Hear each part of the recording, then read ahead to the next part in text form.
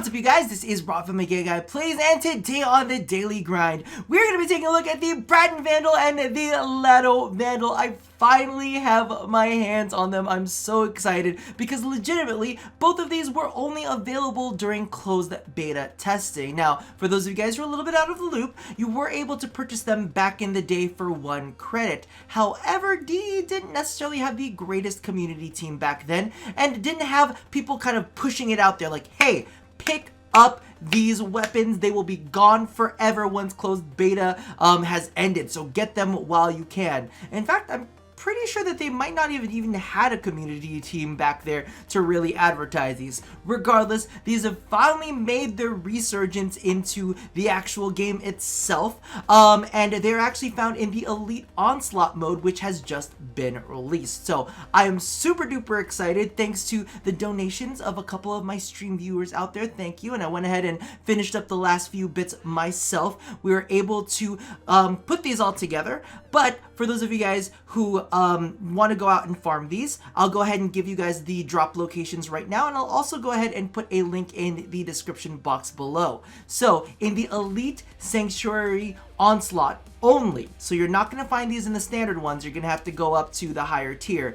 In Rotation A, you'll be able to find the Lato Vandal Receiver, but it's only a 2.01% chance to drop. Very, very low, but there are 2 rotations of it, so hopefully you'll be able to get your hands on it there. Rotation B, you'll be able to pick up the Braton Vandal Barrel, which is 3.69% chance to drop. The Braton Vandal Receiver, which is another 3.69% chance to drop. We've got the Lato Vandal Blueprint as well coming from Rotation B, which is only a 2.01%, because the 1 is important there, percent chance to drop. So that's what's in Rotation B. And finally, in Rotation C, you'll be able to pick up the Braton Vandal Stock, which is a 3.16% chance to drop, the Braton Vandal Blueprint, which is a 2.01% chance to drop, the Lato Vandal Barrel, which is a 3.16% chance to drop, and finally, of course, we have Peculiar Bloom,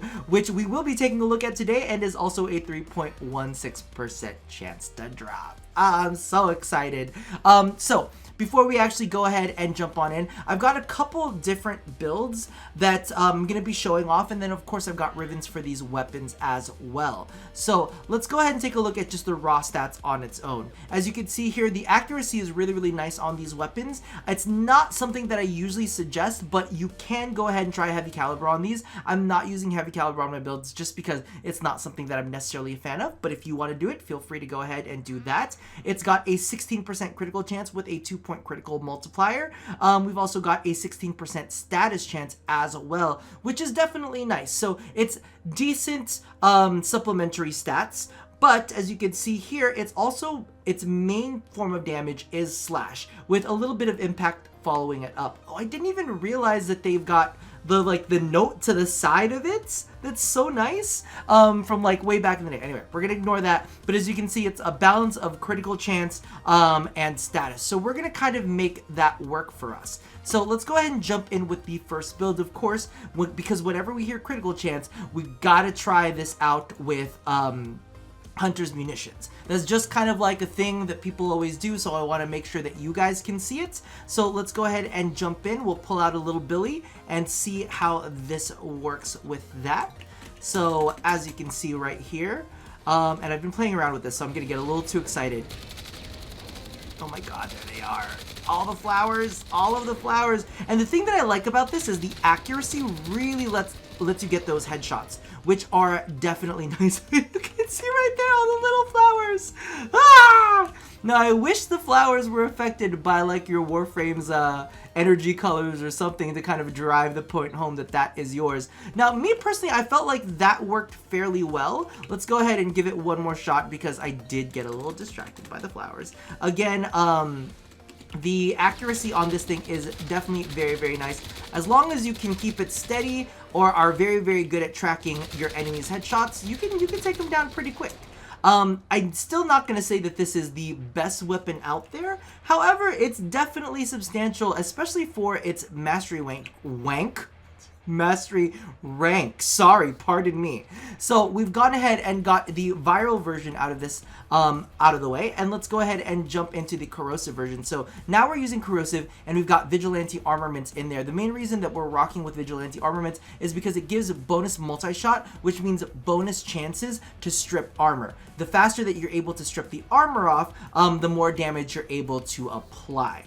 Now, another variation that I was gonna give a shot, and we might actually go ahead and try it out here, depending on how this one goes. But legitimately, with that series, ooh, I'm not liking this as much as I was liking the viral. Definitely not. But we can go ahead. I feel like that's a third clip. That's a third clip. That's burning through your ammo really, really quickly. So definitely not my favorite. Maybe corrosive is just not the way to go for this specific weapon. So let's go ahead and try that maybe with a critical mod instead of vigilante armaments. Let's go ahead and put on Argon Scope. Let's do that real fast and see how that all kind of pans out. Just in case, because you know what, sometimes you got to try it out with different variables and see if you could push certain things a little bit more. So we've grabbed the headshots, and as you can see, Argon Scope does work quite well with this, mainly because of the fact that you can consistently get those headshots, right? It's still 3 clips. So I'm going to say go with Hunter's Munitions on this one if you are going to end up using the Braton Vandal. Again, I don't think it's the most powerful weapon on the block, but it's not bad. So let's go ahead and grab this real quick. Let's jump into the first one. And as you can see, this one's got kind of like a fair Riven disposition. It's not anything too crazy. But what I'm going to end up doing is I might take out Hunter's Munitions. Let's take out Hunter's Munitions. And let's go ahead and put in my mod for it, which is 189.8% damage, and then punch through. The reason that I like punch through so much for the Braton series is because of the fact that it kind of aids in being a little bit more ammo, ammo efficient. Of course, that only works when we're talking about taking on a crowd. It's not something that you necessarily show here in the simulacrum. But as you can see, we're actually getting some pretty good slash procs off of this.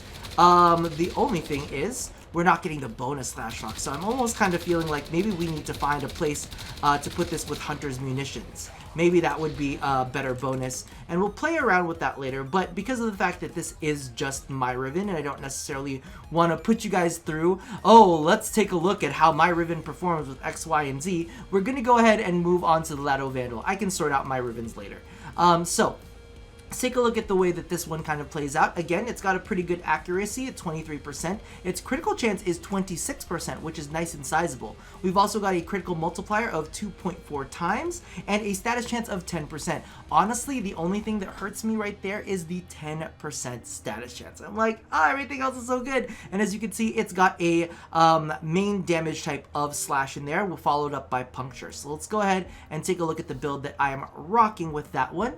Wrong! Future Rob chiming in real quick, because it seems like past Rob might have gotten a little too excited about getting his hands on the closed beta Vandals and completely forgot barrel diffusion from the build. Who even are you right now? Really? But I do want to give a big thanks to the notification squad for giving me a little bit of a ring, and it was like, Rob, I think you might have forgotten barrel diffusion on your build, and I was like, oh no.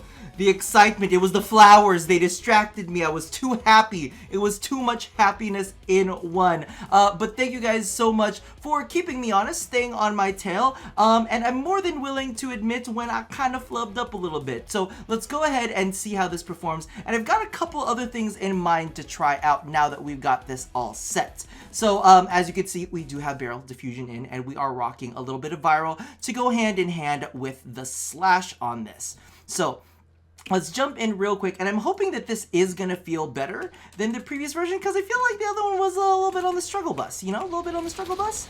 But let's go ahead and make sure we get the headshots. It's those flowers, man. I'm telling you, they're fucking me up.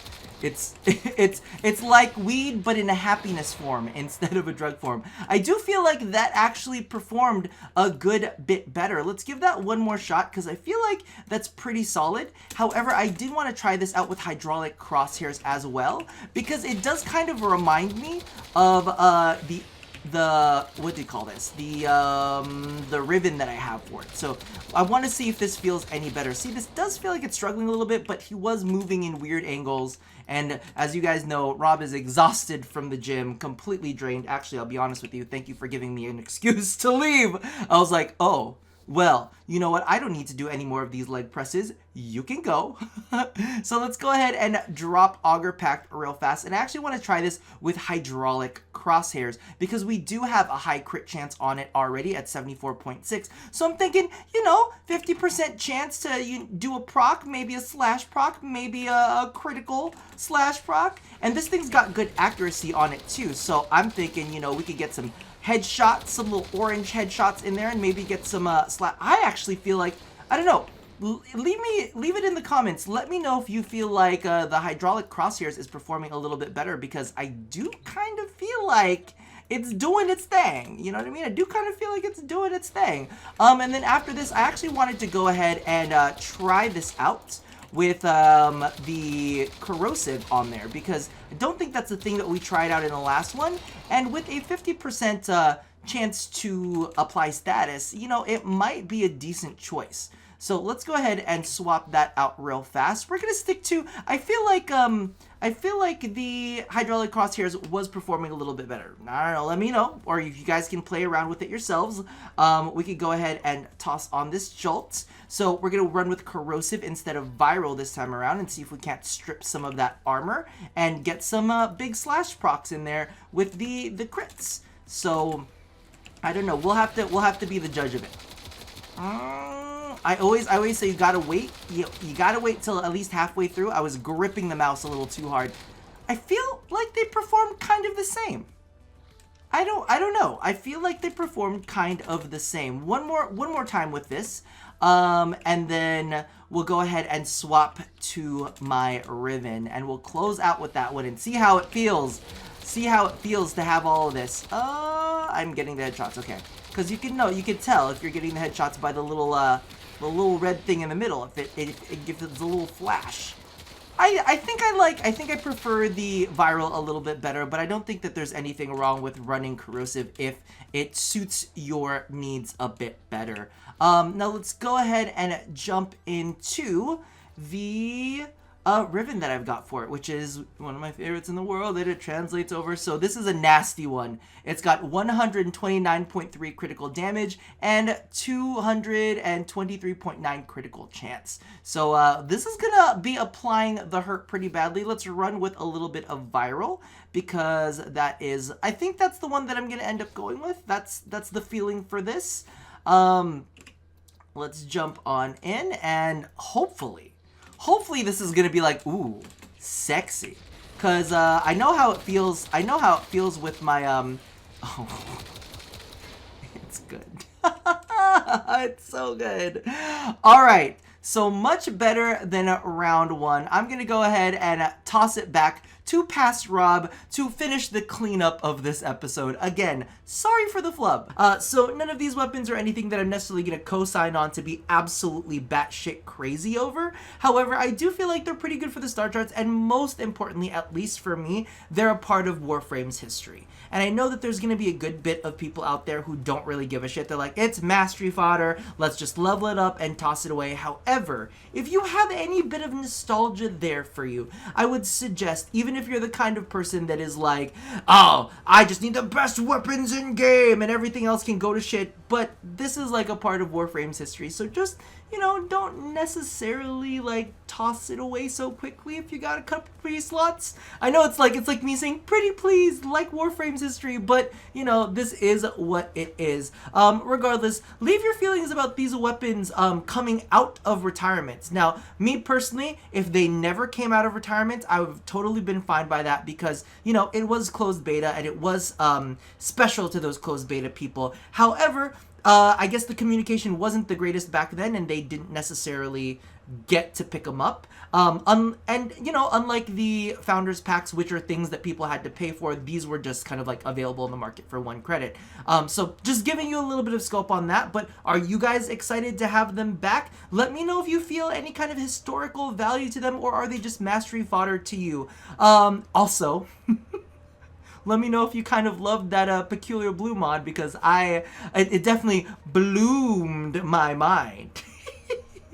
I've been hanging out with Mogamu for way too long. Regardless, that about does it for now. So as always, love somebody, hurt nobody, and touch yo body. I'll see you guys next time. Bye-bye!